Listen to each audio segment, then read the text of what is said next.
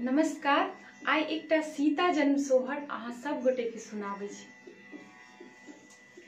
मिथिला में बाजल बधाई किसिया अवतरलनि रे। मिथिला में बाजल बधाई किसिया अवतरलनि रे। ललना रे धन धन भाग्य जनकपुर मंगल नगर भेल रे। ललना रे धन धन भाग्य जनकपुर मंगल नगर भेल रे। नौमी तिथि बैसाख जनक हर जोतल रे। नौमी तिथि बैसाख जनक हर जोतल रे। ललना रे जोतलाई मोर चास किसी ता प्रगट भेली रे। ललना रे जोतल अढ़ाई मोर चास किसी ता प्रगट भेली रे।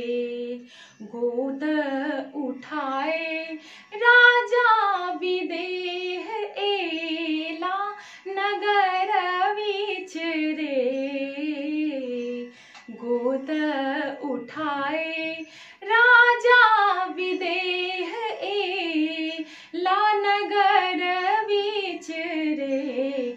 ललना रे आजू रचल इतिहास गृह एली जग जननी। ललना रे आजू रचल इतिहास की गृह एली जग जननी। नगर भेल अनघोल घर घर उत्सव रे। ललना रे पुलकित मातु सुनैना कि गाओल सब सोहर रे। ललना रे पुलकित मातु सुनैना कि गाओल सब सोहर रे।